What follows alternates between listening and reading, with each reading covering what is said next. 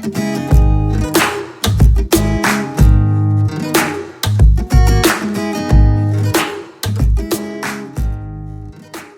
y'all. My name is CP Richardson. I am the co-founder of Agile In Color, bringing you part 2 of our conversation with Korrin Mitchell. I also do have one of another members of Agile In Color, Denna Davis, who is part of our social media and branding team as part of Agile In Color. And plus, she is also an Agile coach in her own right, and also a lover of all things tech. And Korrin, I can't forget about you, Korrin Mitchell, who's also an Agile coach and a product development specialist. Take a few seconds. Denna, everybody, Korrin, no offense, everybody already knows you, the amazing conversation that you and I have had. But however, Denna, you want to take just a few seconds just to introduce yourself and we'll go from there?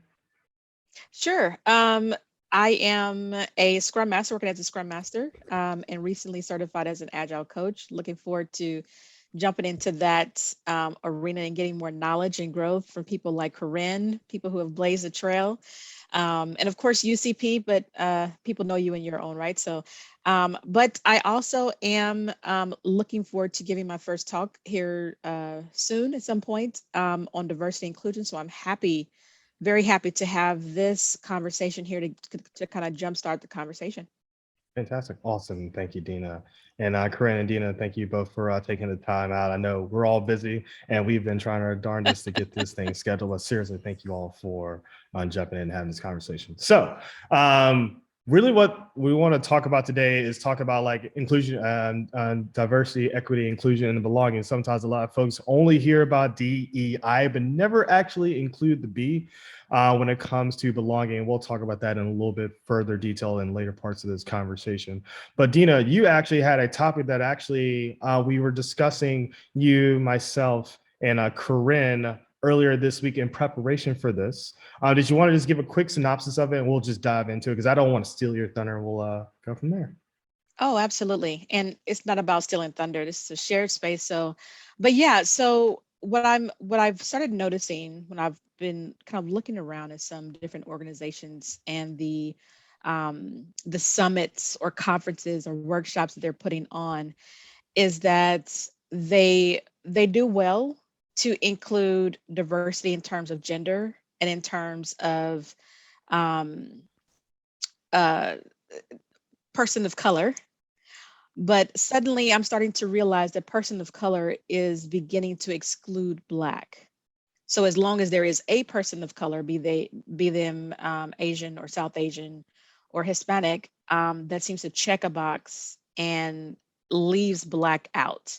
And it's not that we want to, raise arms. We want to celebrate the fact that there's now, more color at the table, but we want to make sure that we continue to remember to be very strategic and purposed when it comes to including marginalized races, ethnicities. And right. Black, of course, is in America one of the marginalized. So let's go. Right, absolutely. And it's interesting because, and Korrin, I know you probably experienced this too, is that especially when you get approached either for some sort of speaking engagements, or maybe it's just for like stuff that you're happening within your own organization. There is like, hey, look at all of the diversity that exists in our organization, or look at all the amazing things that we're doing. Or for some organizations, right, is that, hey, we have XX day that happens within an organization, but a lot of times that is about it. That's sometimes all you get. And if it's that, hey, if I am making an effort to move forward or to show that we are open-minded, we are a diverse organization, that we try to be inclusive, is sometimes end up being exclusive because of you not actually trying to make an effort to expand, or not expand, but to include all different types of backgrounds. And then Korrin, keep me honest here, but I know I've seen that. I'm assuming you've probably seen that as well. I've absolutely seen that. And so, yeah, this is a great discussion. It's an honest discussion. So what I've noticed in a lot of different organizations, I've been in corporate America for the last 24 years, okay? There's either one of us or there's the excuse that they don't know where to find us. okay, which is getting a bit old We're because getting we're there. everywhere. Sorry, my reaction like, yep, that sounds all right. Yeah, Yep. because we're everywhere. And so the onus is on the organizations, but I also accept responsibility in that because we have to position ourselves in such a way that we're paying it forward. When opportunities arise at the companies that we work with, are we reaching back into our network and referring the great people that we know since we know where to find us, right?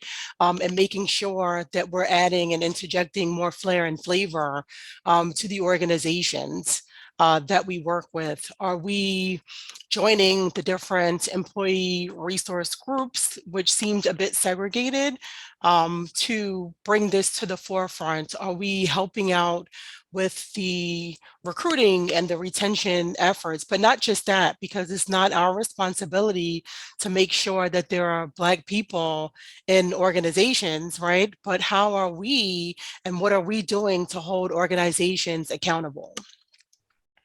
And so Uh, that's an area of focus as well. So Dina, I totally understand where you're coming from, and I actually share in that sentiment. So I'm multicultural, I'm Hispanic and Black. Well, I'm 100% Black, but I'm of 100% Black. It is what it is. But we speak Spanish, and so That's awesome. multi-ethnic, multicultural, right? But when you see me, what do you see? When you see me, you see Black, right? And I have noticed that Black has become kind of engulfed or swallowed by that whole term, people of color. So it's instead of focusing on Black, as long as we have a person of color, but people need to branch that out. What consists of, like, what does a person of color, what does that consist of? It's Asians. And when Asians, you have, we can go all through the map, but that includes the Indians as well, right? You have your Hispanic people or people from Latin descent. You also have your Black people, whatever that means to you, Caribbean, African, you know, there are Black people in Australia, right? So I do agree that once we start looking at people of color, sometimes Black kind of gets shoved to the side a little bit because it's all about, you know, the accepted Right. minorities. I'll say it Yeah. that way. Yeah, no, it's fair. And I know through organizations that I've been a part of, organizations, whether at internally at my own job or other just organizations in general that I've been a part of, right? Of a lot of times it's a sensitive topic when it's like, hey, I want to be laser focused on not Black Agiles, but just like Black people in general, right? And I just want to be really crisp about that. Not saying that other folks are not welcome and not that we're looking for other outlets or that we're not going to support those types of individuals. It's just that sometimes we get pushback around being laser focused on a particular group, right? And it's very interesting because a lot of times, especially last year, it was black was the thing to be, right? Like, hey, supporting It was popular. And it was very popular. It was like, hey, how do I best support, Black artists? How do I best support Black causes, Black charities, all these types of things? And what you're seeing is that shift of like, okay, that was cool. That was a really nice fad that happened last year. Tragic as it was, but we did a little bit. Right now, we need to be inclusionary of everybody else, and it's challenging sometimes because we have to say, no, this is still a thing. It doesn't get fixed overnight. There's still opportunities. There's still those same Black charities, Black organizations, Black artists that still need that support, that still need that help. And I know, Dina, I know for you, like, especially for you being really passionate and bringing this topic to us today, that you're seeing it firsthand, right? And being comfortable speaking about it and saying it is tough. And I would love to know, how are you going about having that honest and frank conversation and saying like, hey, yes, I am very happy that we are including folks of all different backgrounds, histories, whatever it may be, right? But let's not forget that we need to also be layers focused on the original purpose and goal. Like, how are you best navigating that conversation? So that's a really great question there, CP. So two things that come to mind. Number one is I'm trying to be real careful with people to say, don't get comfortable. Don't get comfortable and pat yourself on the back that you cared, right? That you cared when that historically tragic event happened. It was historical for some people, but it was like a Thursday for everybody else, you know.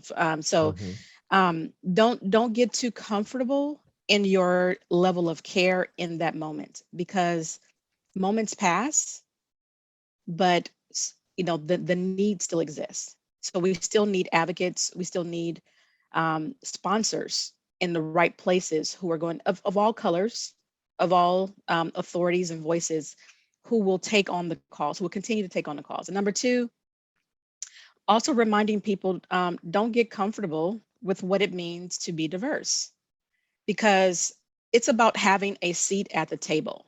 Diversity looks like different thoughts, people with different ways of thinking, different ethnicities, of course, but also different backgrounds, be that monetary or geographically. So we need diversity. People who are disabled, even that's the article that we kind of you touched on in the beginning of this, that wonderful article that we read in preparation for this. But you know, we have to remember that diversity looks like a lot of different things, and I don't want to be that voice crying is just black and white, because it's not just black and white. My desire and my goal, my mission, and what I'm trying to work through with this talk and with people that I come into contact with about this, is I want people to renew their care for marginalized people. That's the real point. The real point of having a seat at the table for Black people, for brown people, for, you know, for all colors, for all people, is so that we can change the generational wealth stronghold that exists in this country. I'm talking about the US. That exists in other countries as well, but I'm specifically speaking about the US, not to be so selfish here, but there is a real problem here in the US where it is a stronghold of wealth being held by some and nothing for the rest. And being able to have a seat at the table creates opportunities for generational wealth to be built for those families. And it is not about just putting somebody there to tick a box.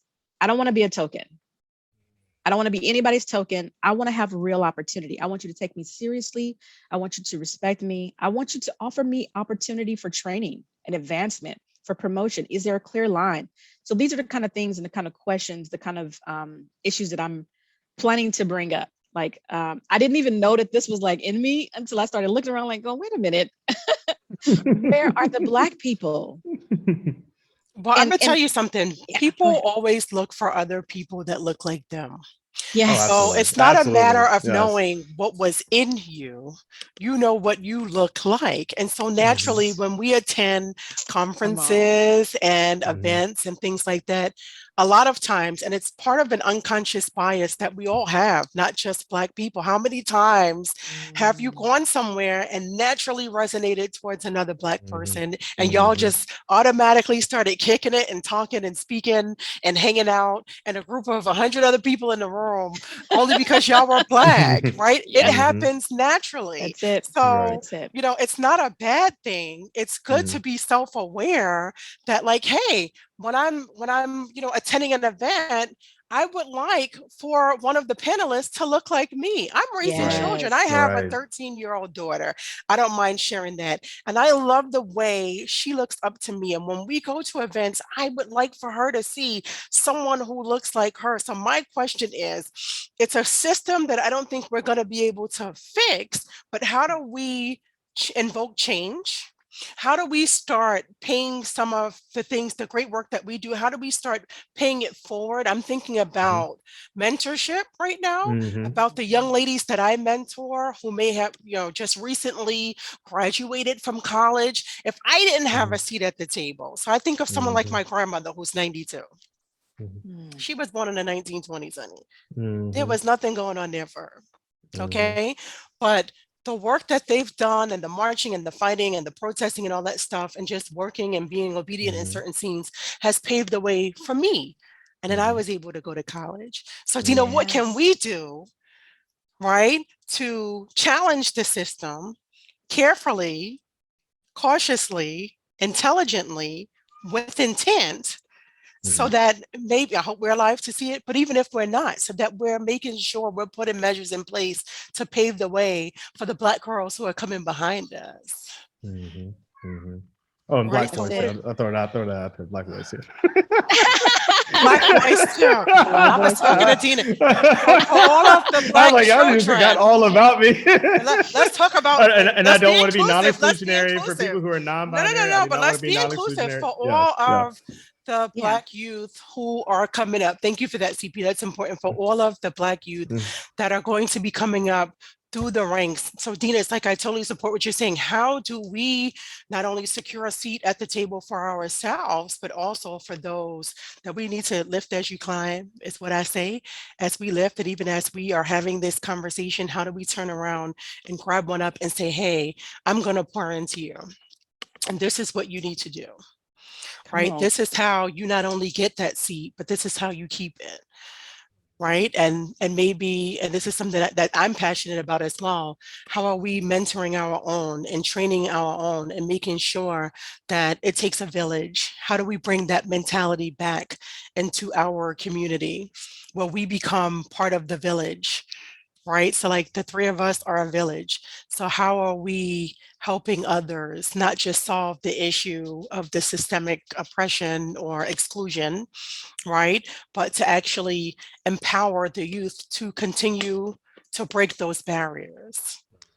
So, what are Makes some sense. ideas? What are some things that we can do Mm. as opposed to just sitting in it? Yeah, that's fair. But you put the real question over to Dina. So Dina, I'll let you go first, and then I'll add my 2 cents afterwards. Because I just love hearing. Honestly, I love hearing you two discuss. This is awesome. So this is the reason why, I was fangirling over Corinne from the first place, right? She's very Thank you. poignant with her questions. And that's a real good point. So um, I want to make sure to take this moment and say, I'm not the I am not disillusioned to the fact that I'm not the first person to ring this bell. I'm the latest person, and I'm probably not even like that late, early, to the game. So people are out there doing the work right now.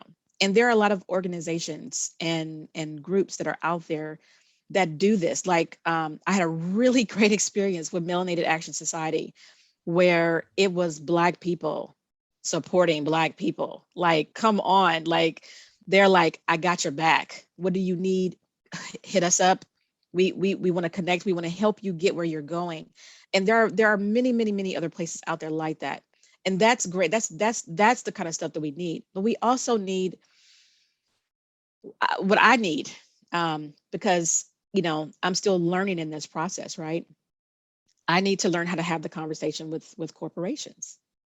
I need to be brave. I need to be brave and have courage, be agile, have courage, be open to the fact that it's going to take time, but be willing to do the work. Be willing to help be the agent of change that I want to see. And so, working with corporations, and I don't want to say call mine out specifically. I'm trying to be real careful, but there's definitely areas that corporations need to take a strong look at themselves, and just, I mean, all I got to do is look around and see, and like, what can we do? Can we bring in third party DEIB consultants? There are people in this space already right now who are helping corporations to see themselves, to hang up a mirror and say, take a good look. And then for me myself, continuing to listen to people who have been blazing this trail, like you, Corinne, like finding out what you've been doing that has been successful.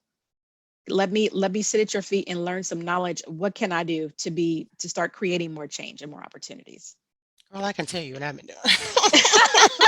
CP, did you want to Well, get in on well, You're like, well, this? she was like, let me get my No, Birdman. Like, I'm gonna tell you, like, first and foremost, like, I am Black. I was Black when they hired me, but it ticked three boxes, two, one.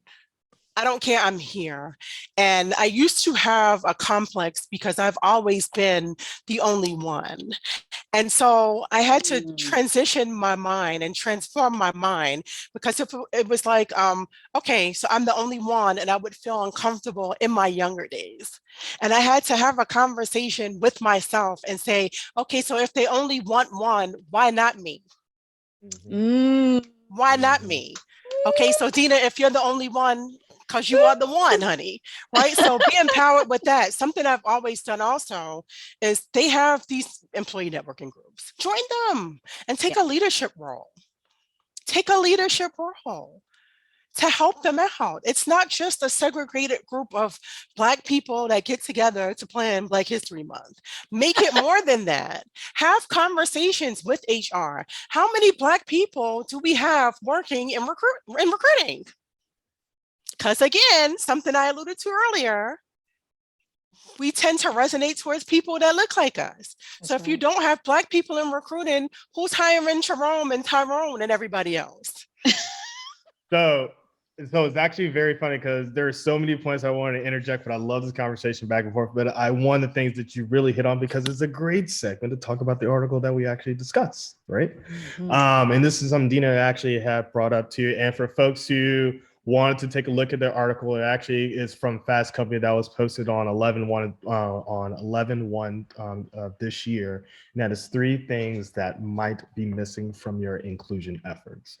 And in that article, they go through 3 specific steps, especially when it comes to like how to create an inclusive environment. But Dina, actually, one of the things that you actually hit on is that, hey, let's bring somebody at DEIB consultant into our organization. But what you find a lot of times, especially for those leaders that hold the purse strings, that, oh, that's too much effort. There's a lot of change management.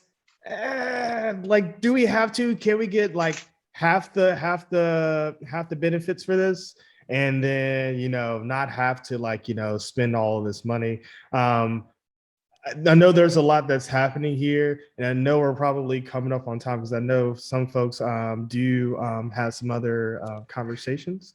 Other conversations you need to bounce to, but I at least wanted to ask you two very quickly. Hey, when you're run up against that, and there's only so much you can do, right? But is there something that you would suggest just very quickly to say like, hey, here is, when you run into some type of issue where a leader may be questioning, is this the right effort? What do you say with that? Dina, I'll toss to you first. Or actually, Korrin, I'll toss to you first because Dina has a guest star. Korrin will go with you real quickly. Dina, we can get you in, that'd be great. And then we'll wrap up at the end. So let me make sure I understand the question. So it's what do we do when a leader is what? Just kind of hesitant about. Is like pushing about, like, yeah, because let's say somebody comes in and says, hey, love the ideas, right? It always starts with something positive. Love the ideas, but, and then you hear the but. Listen, a great organization. Yeah. Go ahead. Great organization. No, sorry for cutting you off. A great organization and a successful organization that thrives is one who invests in their people. And you've got to look and see who your people are.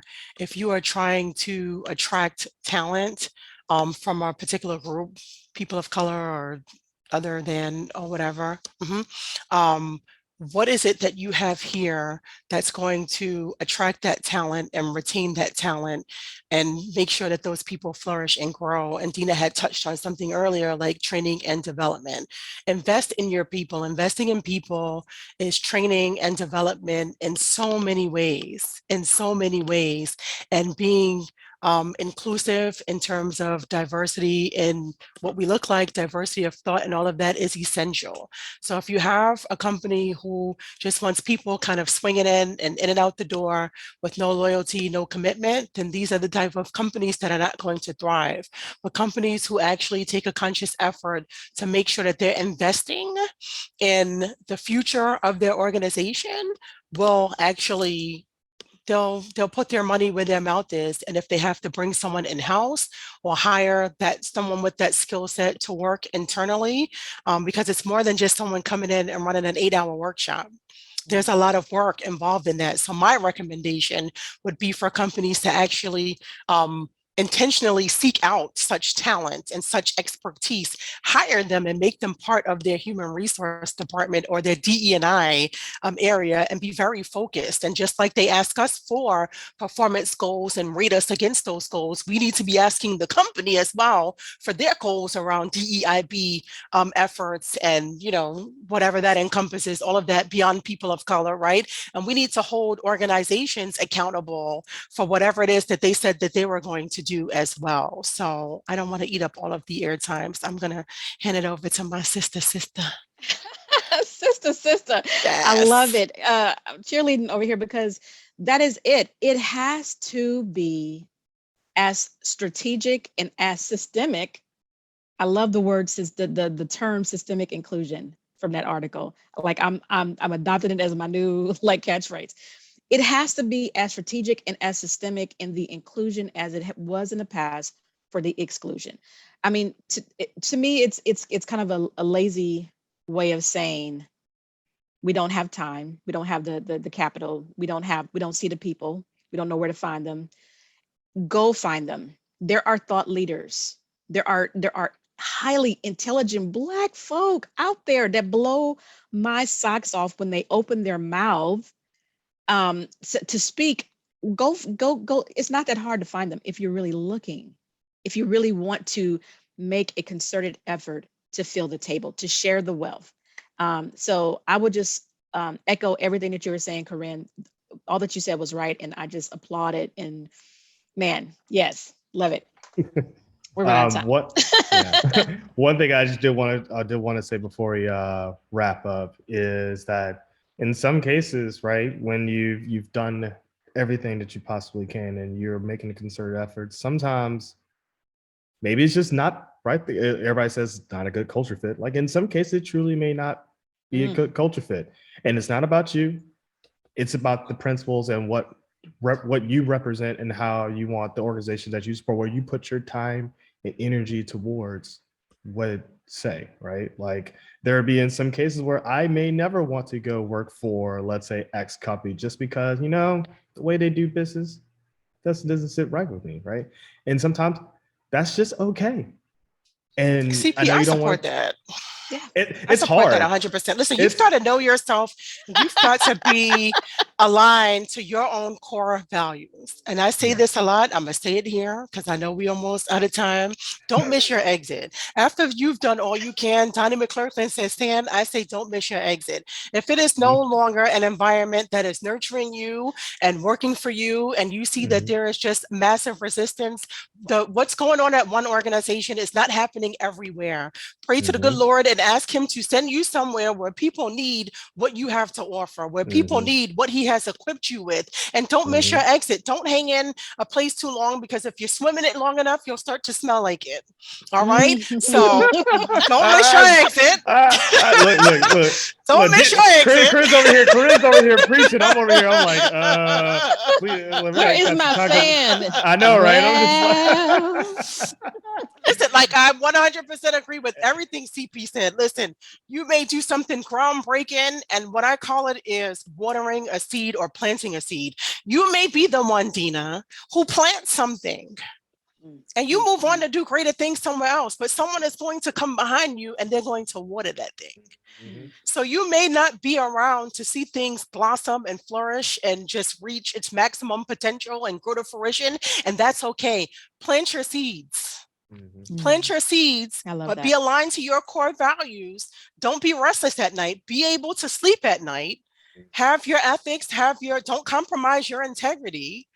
And I love that you're standing up for what you believe in. But to CP's point, when it no longer benefits you, or when you feel like you've done all you can, girl, the next exit is yours. And take what you've learned and go do great things at the next organization. And you know what? That's okay. Yeah, that's absolutely. And it's funny. And now I'll put a nice little cap on that. And in case anybody ever wondered, if you ever follow me on LinkedIn, you'll see the reason why I have hats. That is a little bit of that personal journey for me. I always wear a hat. If the organization doesn't want to hire me because of it, not because of my skills, hey, it is what it is. It is what It is what it is. There you go. There you go. It sounds like a great conversation. Now, snap to that one.